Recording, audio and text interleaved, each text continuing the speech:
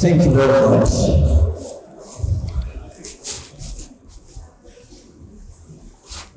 Do you know that the greatest challenge that the world faces is not terrorism, illiteracy, lack of education, unsafe water, or even war? The greatest challenge that we face is leadership. Not just global leadership, but also local leadership. As a medical doctor, public health advocate for over a decade, and also founder of the Health Initiative.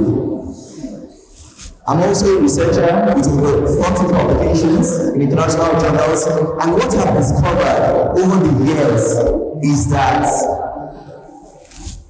several times, what happens in the local system most often do not translate to what happens in the global system. I've seen a lot of people and systems that do not work. And I'll be sharing some of these stories today. I remember when I was a young doctor, it was 4 a.m. in the morning. I heard a very loud bang on the door. A woman was shouting downstairs, "Doctor, doctor, help my child! My child is dying!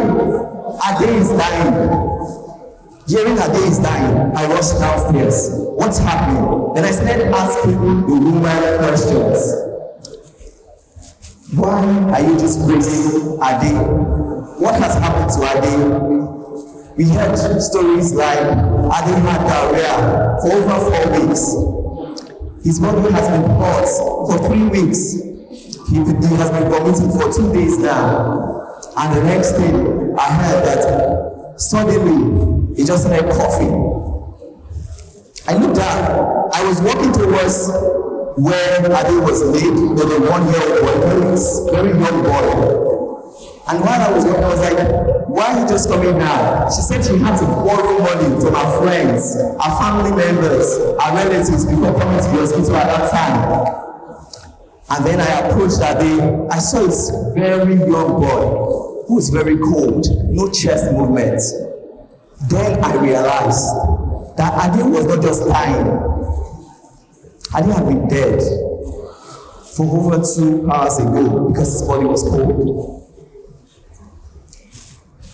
Another scenario, in the early hours of COVID, I go visit my grandma.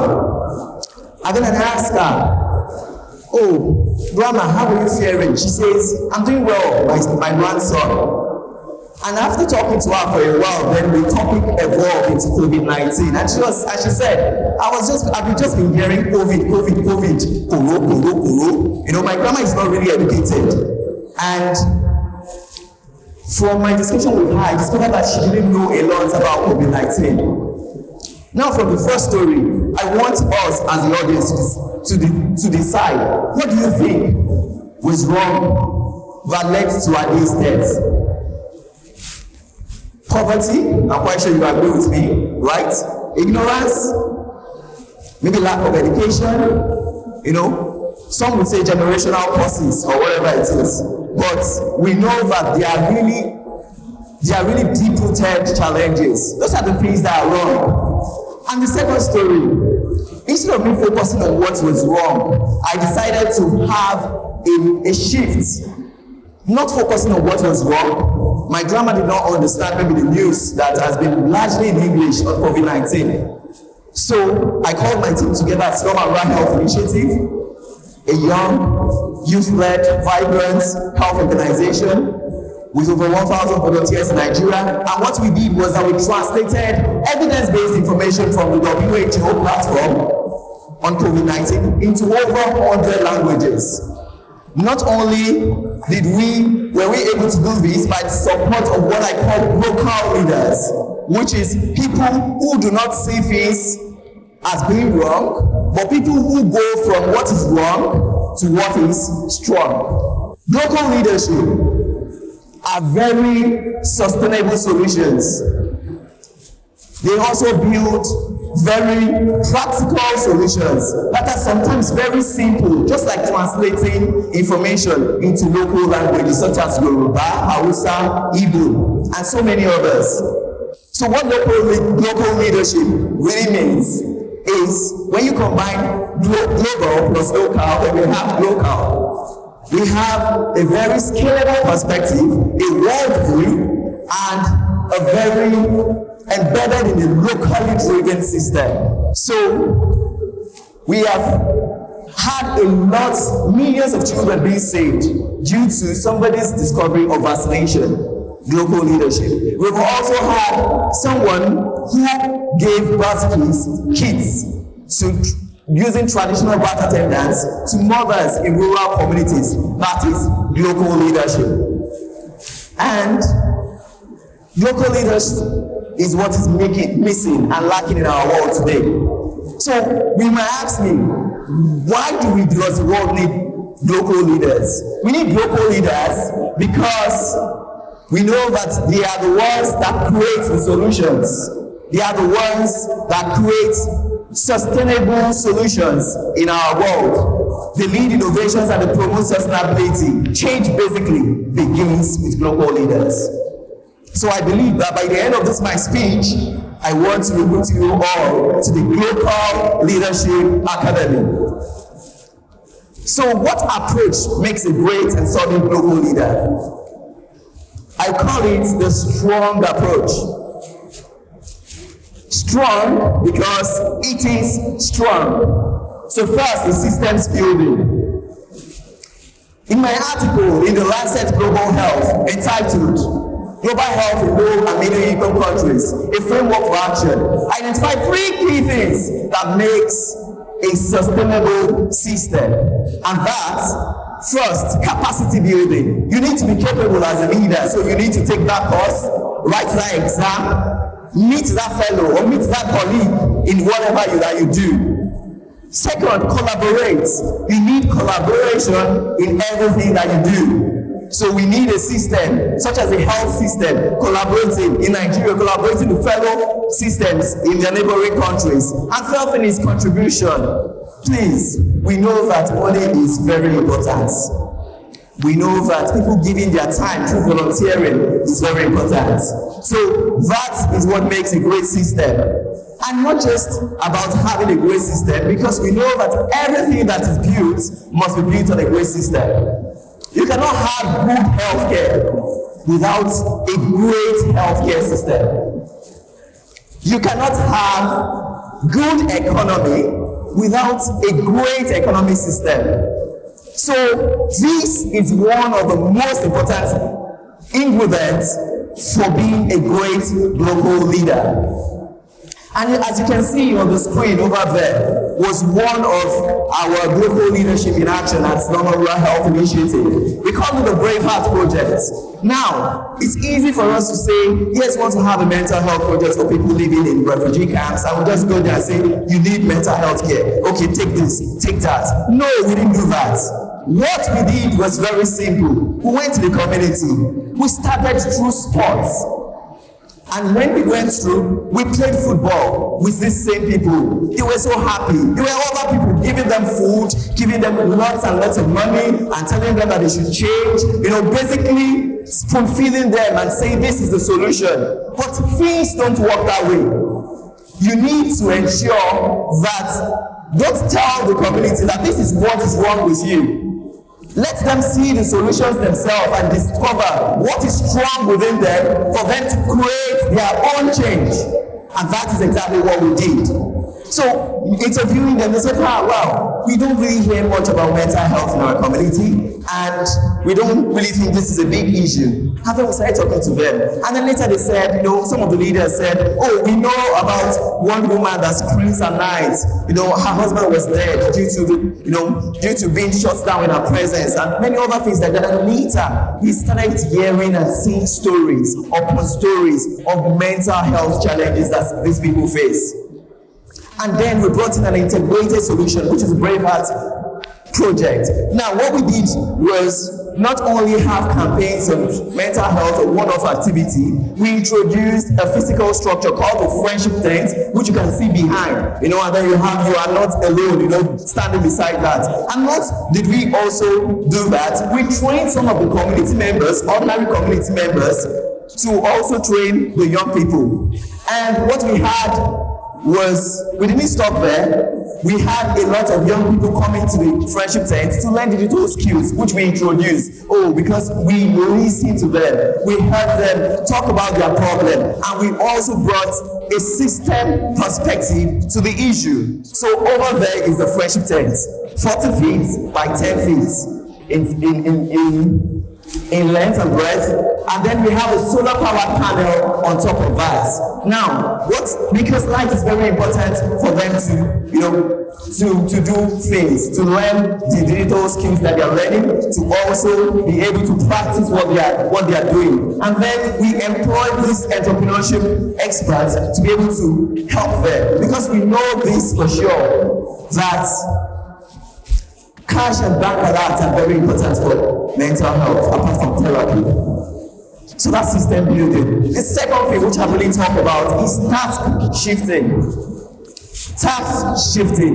Now, we empower these local community members to be able to provide mental health therapy to young people who have mild and moderate symptoms of depression and PTSD. Now, why did we do that? Because we know that Dr. Miracle, Dr. Isaac, Dr. Ruth, Dr. Peter can always be in the IDP camps.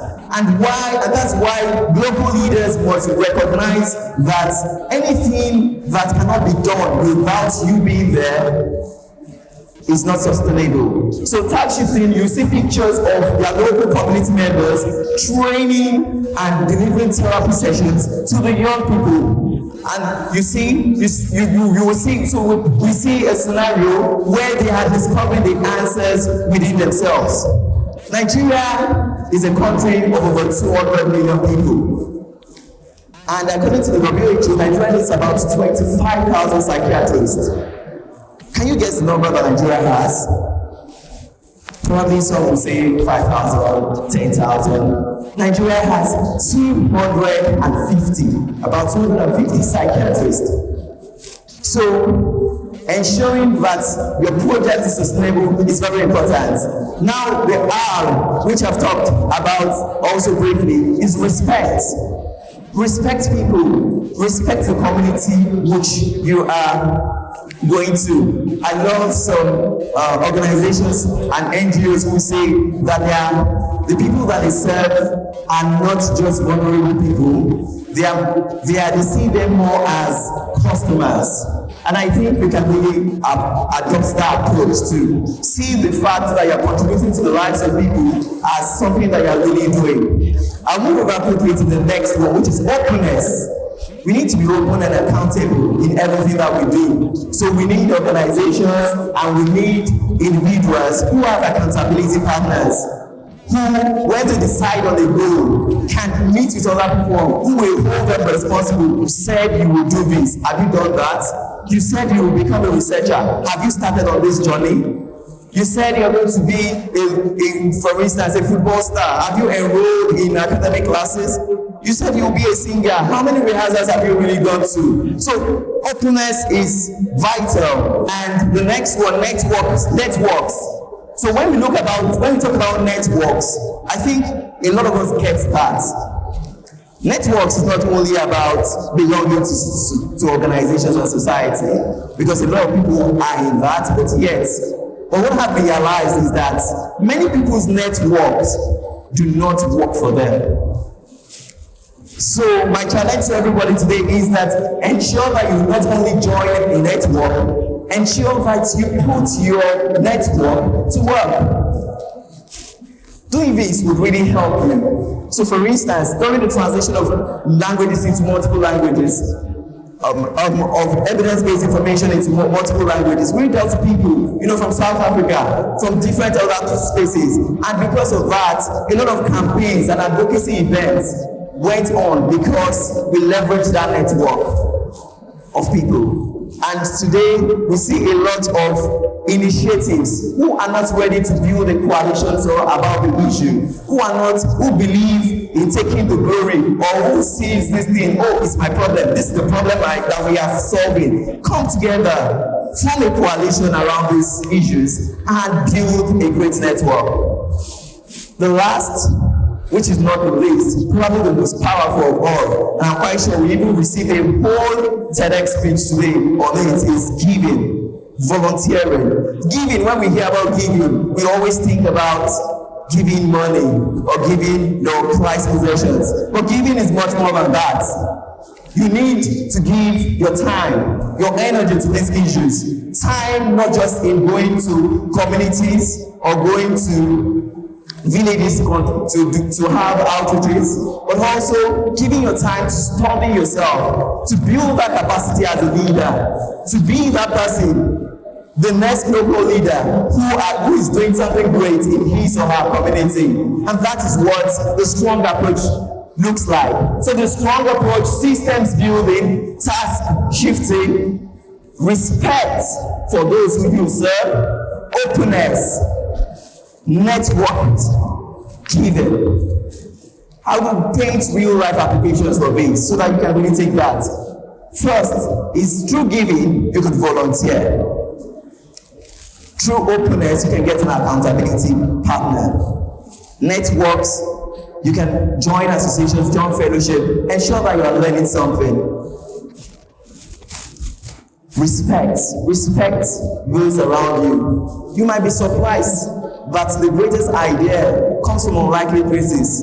Just like one of the greatest projects that my organization has ever done is the Stop COVID-19 project, which came from an unlikely place, my grandma, because I chose to listen to her and respect what she has to say about the matter, which I discovered that there was so many misinformation about the issue. Task shift. You can delegate. You can't do everything. My organization would leave probably, go to all our refugee camps and IDP camps across the world. We cannot always be in that community, but we can empower ordinary people. The ordinary people could be your friend to help other people just like you. Don't be just the only shining star in your organization or in your community. And that is why the global leadership framework is very important. So I challenge you today that you need to think globally and act locally. You need to approach local issues with a global perspective.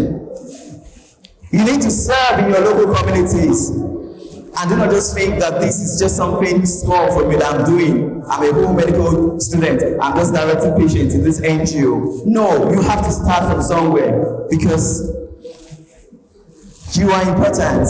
You can be a global leader. A leader who has created sustainable solutions, scalable solutions, which are oftentimes very simple. I will close with the key and central theme of my first published book titled Unique, 21 Strategies to Living a Purposeful Life, which says that you are different and your life can make a difference. Thank you.